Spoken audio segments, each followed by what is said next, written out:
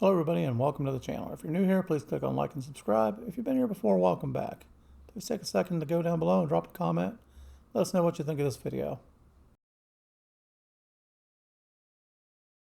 Patch there on the wall, got to fix, but today we're going to be making that floating wood walnut shelf out of some reclaimed wood. I've got some flooring here. I'm not sure how it was put down, but either way, it ended up coming back up and I got it at a discounted price because it had been used. I've got a tongue and groove here that I'm going to have to get rid of. I'm measuring this out. They've cut it or planed it down to 3/4 of an inch, which would normally be good. I like to make these types of shelves out of 3/4 inch, put a little more weight on them. But depending on what it takes to get this glue off, I'm most likely going to have to take this down to 1/2 inch. So the first thing I'm going to do is I'm going to get the glue off of them and get them cleaned up a little bit. So running through the planer, the first thing I can tell right away is I've got my planer set to 3/4. And it's just barely getting the glue off of it. So I'm going to have to drop that planer down, and we are going to make these 1/2 inch thick.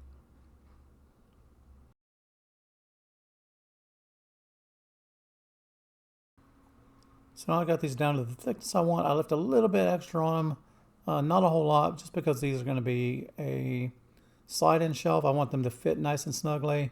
And I'd rather have a little bit extra on there to take off when I put them together than them to be sloppy. Since it's a floating shelf system, you want them snug enough where they don't fall out, loose enough where they'll move, but won't come loose over time, if that makes any sense.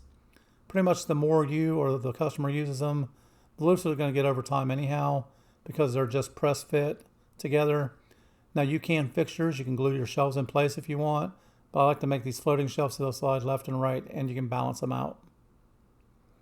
So first thing I did was rip that tongue groove off the side, and what I'm doing now is I'm going to make my end pieces, not my shelves, but my end pieces.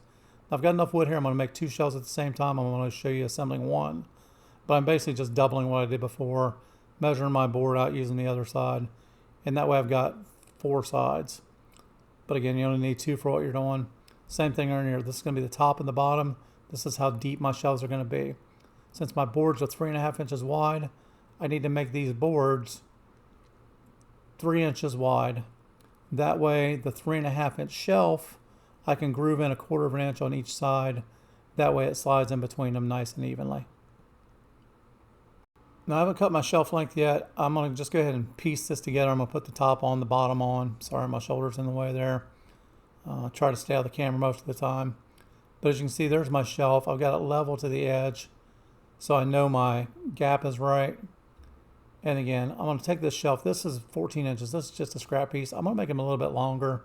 I think that looks a little too short for what I'm doing, so I'm going to do 16-inch shelves in here. So I'm going to add 2 inches of these shelves. So the 2 boards I've got left over up above there, I'm going to cut my shelves out of those. I'm going to make 3 shelves for each one. Now one of those boards is a board I had that had a little bit of damage in it. So I'm cutting the ends off of both sides, and that'll leave my damaged piece of board out of there. So I get the most out of my boards without having to use a piece of wood that is damaged. Now with everything cut the way I want, I'm going to take my sides of my box and I'm going to just take my scrap pieces here, and I've got a dado set up in here. Now if you don't have a dado stack, you can cut these out using a table saw.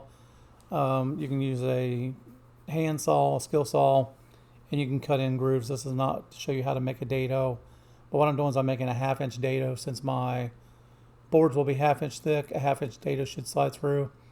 And again, I made these a little bit thicker, just like maybe a tenth of a millimeter bigger. So when I cut my dados are probably not going to fit perfectly. I'm going to have to go back to my planer and fit my shelves in there. But I want to get as close as possible. I don't want a sloppy shelf. And again, I don't want it so tight that it won't slide. Now when you're fitting these together, you want them to fit snugly, like that. You don't want them to be loose. And again, you don't want them to be super tight. When you put wax or oil on your board, it's going to create a little bit of slide there. That's just a little bit too tight. So I'm going to run it through my planer. I'm just going to take like a little tiny bit off of it. If you don't have a planer and you're using store-bought wood, it's okay. Just take a sander, take your time, sand it down evenly. Take a pencil, mark the whole board over so you know you're sanding evenly across the board. After that, I'm going to take my groove and I want to measure in 1/4 inch on the groove. So again, I haven't ran anything through my dado stack yet except for a scrap piece of wood. Right now I'm adjusting the depth of the dado. So when I run this through, when I mic it out, I should have 1/4 of an inch, which is what I've got. Now I know I've got 1/4 inch on both sides. My shelves are 3.5. So when I put this together, my shelf should fit perfectly in there. And if not, again, the shelves are a little bit wide, like 1/10 of an inch, so I can go ahead and put them through my jointer then. Same thing, if you don't have a jointer, you can take your sander and just sand off the edge so they fit in there perfectly when you're done. Don't worry about dents, dings, scratches, nips, tips right yet. We're going to be sanding all this stuff out in a little bit. I want to get all my things cut first. Since we're using reclaimed wood, there's some damage here and there that you can't really see on the camera very well. And we're going to try to sand most of that out. There's nothing major on here, but there are some little pieces and parts. And if you are making a reclaimed piece of furniture using reclaimed wood, as long as you're selling it to that, you explain to people, hopefully most people know what the reclaimed wood means, but there can be some minor blemishes that you just can't get out of reclaimed wood without wasting an entire piece. So I've got my shelves cut the way I want. Now I'm going to set my dado stack up to where I can cut my board. You saw I drew the lines on there where I want my shelves. You can do 2 shelves, 3 shelves, 4 shelves, whatever you like. I think 3 shelves just makes a nice balanced platform. And I'm just taking a T-square and I'm lining my first piece up so I can cut the middle of it exactly the same on both pieces. Now normally if I was doing this, that wouldn't be split already. I would have one piece of wood, I would do the dado like I'm doing now, then I would put the piece on the table saw and split it down the middle. That way both of my sides would be perfect on both pieces and I wouldn't have to worry about keeping them together like I'm doing here. So that's my one, and the other is my other shelf. Again, I'm doing 2 shelves here. When I go to do the end pieces, what I'm doing is I'm putting a block in my style or my table there. That way when I run this across, I can run both ends on both pieces across here and they will be lined up perfectly. That way when I put the shelves together, all my pieces fit perfectly and I don't have one shelf higher or lower on one side than the other. Without using the stop, it's hard to do. If you get off 1/10 of an inch, it'll show. So make sure you put a stop in there, or again, you cut these at the same time. If you're not using reclaimed wood with one piece of wood, then run it through the table saw and cut it down to the 2 pieces, 4 pieces, however many you're making at the time. And we're back over to the planer. Like I said, I'm going to run it through there 2 or 3 more times until I get a perfect fit. And once I get them to fit like I did, we're going to go back over to the table and start the assembly process. So that's just fit together, so I know they all fit. Both sides fit on there. I've got my end pieces stuck in there, so I know the ends are in there good. My ends are a little bit loose on the end, which means my boards are thicker than the sides, which is a good thing. If your shelves are loose in the middle, you need to take your end pieces, cut your end pieces down so the shelves are either snug or a little too tight. That way you can adjust the shelves. It's really hard to add wood back to the shelf if it's too loose. It's a lot easier to narrow the shelf down, which I'll show you how to do here in just a minute once we get to that point. So I've got my 3 shelves, my 2 side pieces, and my top and bottom, which technically, since it's a floating shelf, that's the top and the bottom. Again, I've got these all cleaned up. They're all sanded now. I'm just fitting these together. Again, that's snug. It's a little snugger than it will be once you get oil on it. But put them together, and you want to glue this together with all the pieces in there. If you don't glue them together with all the pieces in there, usually it works, but you can create a bow in the middle without knowing it. And your middle shelf will either be too high, too low. It's just not going to fit right. I'm going to glue this up. I want to put glue on here. I don't want enough glue that just squishes all over the place, but I do want good contact. Now I'm going to put some screws or some dowels in here. I'm not sure which yet. More than likely I'll screw it together. If you're not going to overload your shelf, technically this wood glue is all you need. It'll hold it together just fine. You could also glue your shelves in place here. You don't need to do the dado stack. You don't need to make it sliding. You just glue the shelves in place. Or even so, you could put them, in place where you want them at and glue them down. So I'm going to clamp the end. I'm not going to over clamp it. I'm just putting a little pressure on here. Again, it's a little bit tight on my bottom shelf, which is okay. I'm making good contact here. I just want to make sure my end's nice and flush. And if it's not, you'll see me take a clamp here in a second. And on the side to side, I'm just going to take this clamp and run it sideways, and that'll push my top piece even with my side piece. Just saves you a little bit of work. Once you get everything nice and even where you want it, go ahead and put a couple more clamps on it, and we'll do the other side.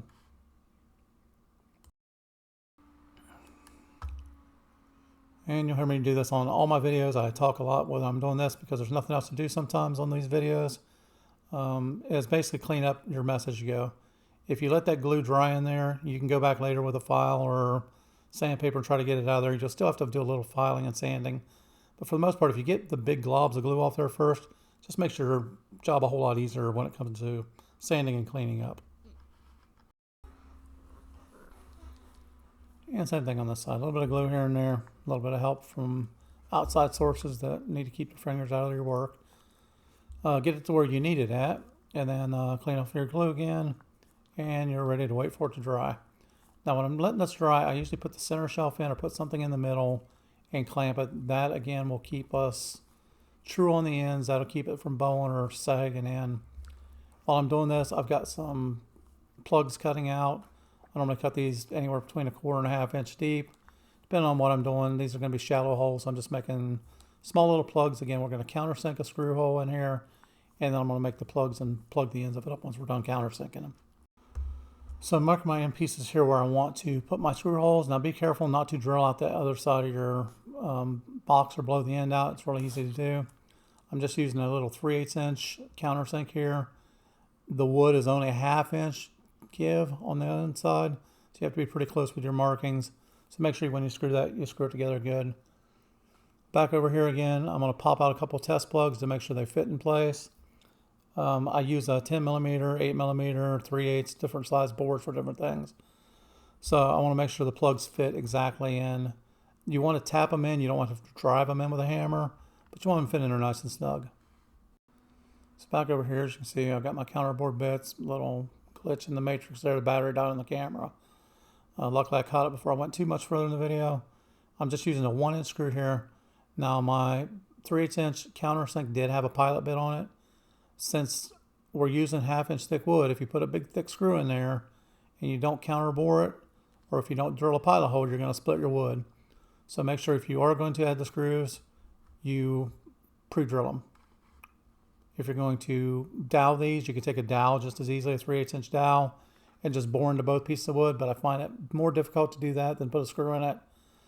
Just because the wood is so thin anyhow, you'd probably have to use a 1/4 inch dowel just to keep from blowing the sides of it out.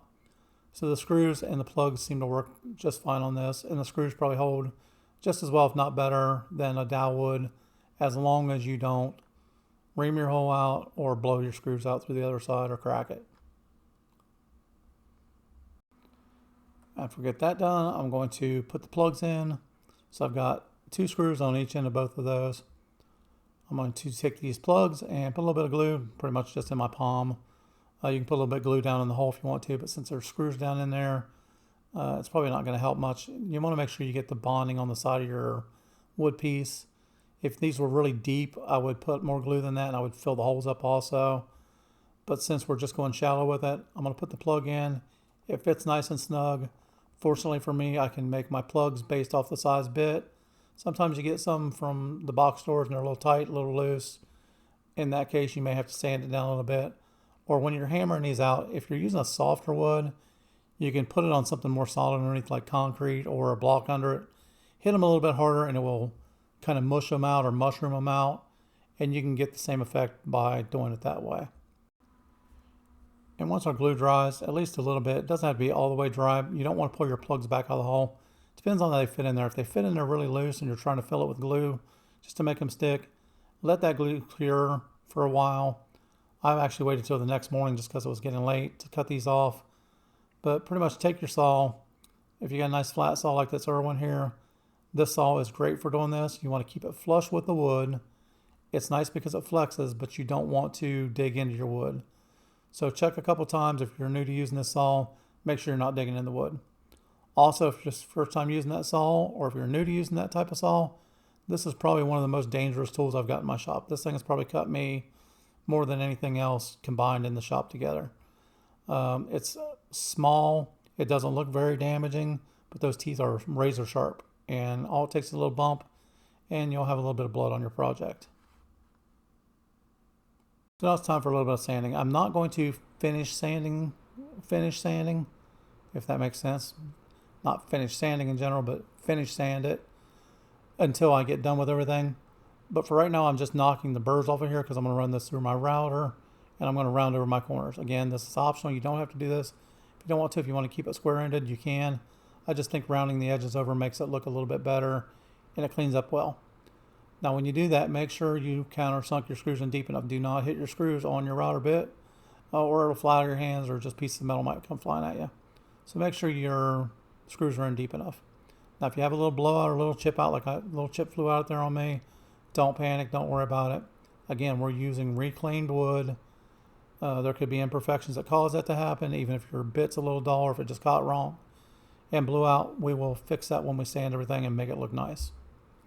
So again, all I'm doing is rounding the one side off. You can round your edges, you can round your shelf, you can do whatever you want to with it. In any place you have like a little burr like that, don't worry yet, even though it looks rough now. We'll take our sounder, round over these edges, round them in, knock off all the little burrs. Again, this is not the finished sanding, this is just to get everything pretty close to the finished sanding stage. So back over on our work table, I'm going to start fitting in the shelves. I'm going to just check each block and see which ones fit in the shelves the best. Some of these may drop right in, some of them will be a little bit tight. Again, we cut these 1/10 of an inch or 1/10 of a millimeter over what they should be. So I want to check them all before we just drop them in. Now you can take your sander again and sand that edge down a little bit. I'm not taking a whole lot of here, it's just easier for me. I have a joiner, and then I can just keep shaving off a teeny tiny bit at a time until it fits in there snug. Again, I want them to fit snugly. I don't want them to fit super tight, but they should fit snug where you have to put a little pressure on to get them in and out. Now I will say, if you plan on polyurethaning these, you're going to have to thin them out a little bit to take in consideration the thickness of your polyurethane. Or you may have to sand them again after you poly them. I normally don't use polyurethane on things. I like a natural finish or a natural wax or oil. So I'm just using wax and feed. This comes from the box store. You wipe this on, it looks just like that for months at a time, depending on where it's at and if it's getting touched or not. And then you can add like a board wax or something like that to it if you want, like a cutting board wax to it or a wood paste to it to make it last even longer. Me personally, this feed and wax does a great job. So I'm going to apply this all over. I'm going to get it on there liberally. I want it to be a little bit wet, and then I'm going to go back over with a clean microfiber towel and wipe off any extra that I've got.